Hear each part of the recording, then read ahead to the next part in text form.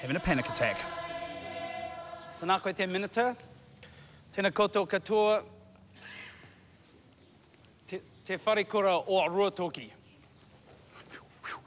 That was terrifying. Absolutely terrifying.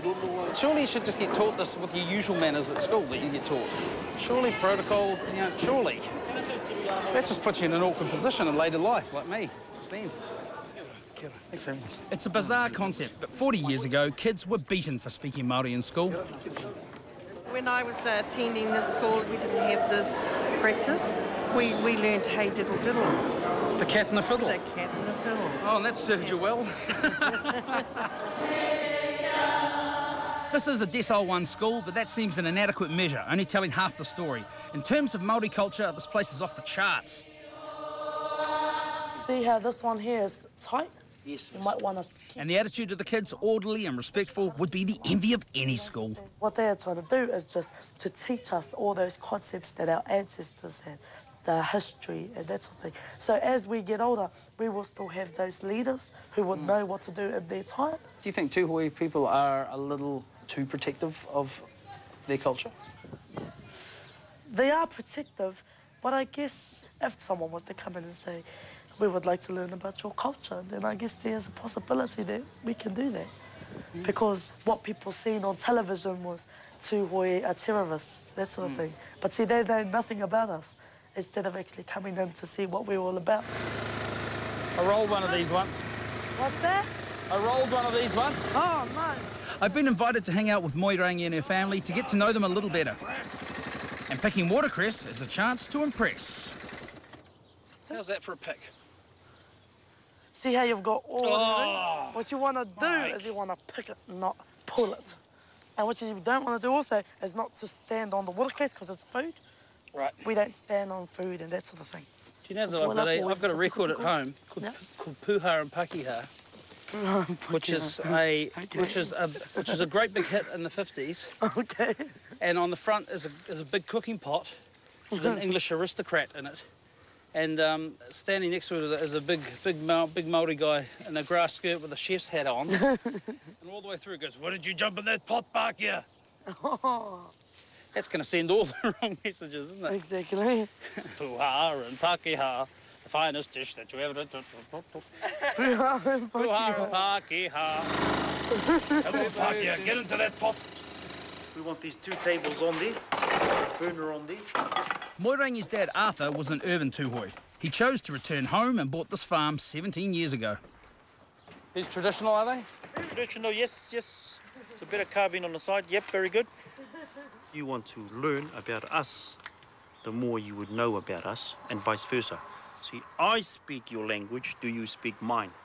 I learned 3 lines of it today. Great. So you've got another 50,000 lines to go. You see what I mean?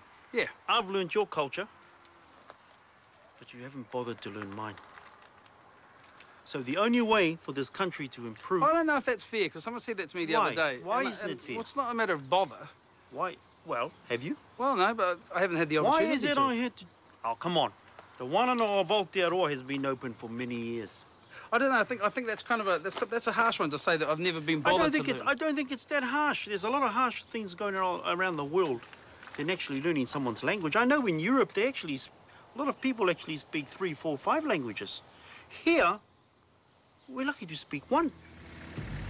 Perhaps Monsieur Black had a point. But at my high school, we were taught English, French, and Indonesian. Arthur's proud of his language, his culture, and his community. We drive through the Ruatoki Valley, an area with over 30% unemployment. Despite this, Arthur tells me the people are fiercely independent and most still hunt, fish, and grow their own food. I was telling your kids about, you might remember a famous song many years ago. Don't say pōkare kare ana, it's not... Oh, look, no. How insensitive would that be? No, it's a song called Puha and Pakiha. Puha and Pakiha. I don't want to remember that one. It was a big hit. Yeah. Yeah. Big hit for who? For, well, New Zealanders. Chuck you in the pot, Pakia. I was telling your children about that, and I don't know if they believed me, that it was even a real song. They probably didn't believe you. We need to get rid of the black and white minstrel show type of thing, eh? If we need to all live together, we need to cut those type of songs out. Well, this is your river, isn't it? This is your river. This is our iwi river. I wish I could have my own river. This is Ohine Mataroa. We're now entering the Tuhoe land. These are the Urewera, the largest native forest still standing in the North Island, and truly spectacular. Over the years, the Crown's bought and confiscated huge areas of it, eventually creating the Urewera National Park in 1954. Is it a Department of Conservation area, though? Parts of it. Parts of it. Is that a good thing? No, it should be all Tuhoe land. It should come back to all Tuhoe. Do Tuhoe have the means and the capabilities and the Yes, the personnel to care for it? And yes, yeah? yes, definitely. We have the love for the land, and we can't wait to get the whole lot back. Mike, bro, can we just leave the mattresses off the ground because it's damp? Oh, excuse me. Thanks, brother. Sorry about that. No, too much, bro. Since you're an honorary Tuhoe, I'll teach you all of this sort of stuff, eh? What we need to do now is set a fire up over there. Sure. And we'll light the bucker up. Right. Now for the young North Shore guy to teach the bushmen, Yes. the Tuhoe bushmen, the trick, how to make these waterproof. Right. And you two can do this at home as well. Take regular safety match, rub it round the top of your head. Yep. And that wax at the top of your head, at the base of your hair there. Okay.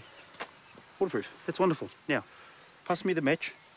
Now, the bushmen of Tuhoe will teach the urban bushmen of Auckland that a match is used for cooking food, and you do not take an item or something that you use for cooking food and rub it on your head, because your head is sacred.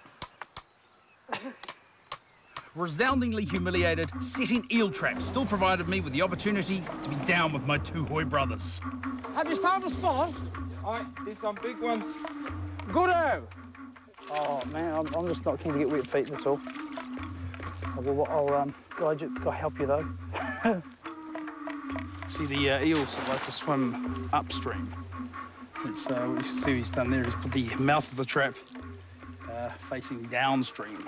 Hence, was it the other way around? Obviously, my best hunter-gatherer days are still to come. It's not how I was raised, you see. But Tuhoe have the advantage of growing up with a mythology that reinforces their sense of oneness with the land. Tuhoe are children of the mist. That's right. Is there a foundation tale as to? A foundation tale, a union between the mountain and the mist. Okay, the mountain being the Mauna and the mist being Hinepukohurani.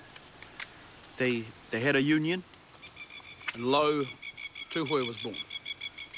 Ngā Pōtiki was born. Then Tuhoe was born. Right. Yeah. It's as simple as that. And the mist that, remains today. Exactly. Keeping an eye on any intruders. Or foreigners. Yeah, you got it. Grab Grab him by the head. Grab him by the head and pull Pull through. down. See that? Like that. And you keep doing that for a Do you few see minutes.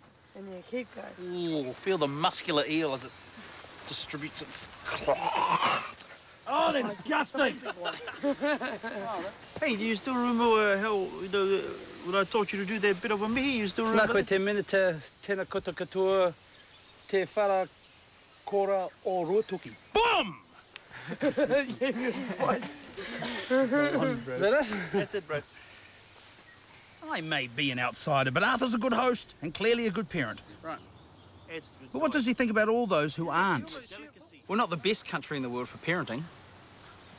Yeah, probably not. We're actually pretty average when it comes down Is to it. that right? Yeah. Not looking at you, I'm just saying. Parkers need to wake up then and look after their children and look better. Well, you see, it's not just park here either. Oh, well, my island brothers did. Well, it's not just them either.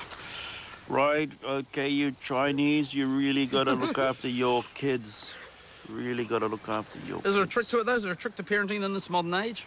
100% support. Yeah. Yeah, definitely. You support them all the way through, no matter what it is. You look at the positives. I was brought up well, and I'm just installing the same thing into my own children. So, yesterday when I was at the school, and in that very, very moving welcome, I looked around, I looked at all those faces, and at one stage, just for a second, I thought, oh no, really? 1 in 4 of you is going to go to jail, you young boys. How come? It's actually amazing why we sort of welcome you and you're already thinking like that. Eh? How do you know 1 in 4 of Tuhoe go to jail? I don't know if it's Tuhoe, but it's young Maori kids in New Zealand. Well, you were at a Tuhoe school. 1 in 4. Well, that's what I mean. Is it different for Tuhoe? Well, first things first, you know, you were sort of offended by that comment for you to be welcomed on in our school, and you look at our kids in your mind and say to yourself, 1 in 4 of those kids will go to jail, maybe. No, I hope that was not 1 in 4, I sort of thought. But there's a lot of Maori boys in jail. Some cases it comes down to parenting. I think in most cases it comes Most cases, okay. Low self-esteem, no jobs. But that's not the end of the world. You know, there's opportunities to rehab. Come back to the people. Come back to their marae. Come back to their marae, come back to their land. This is the only place where you'll find relief. Next, Right over. Davy Crockett. my vegetarian nightmare. Close the bolt and deal to. And a very tight community. How is being exclusive different from being racist?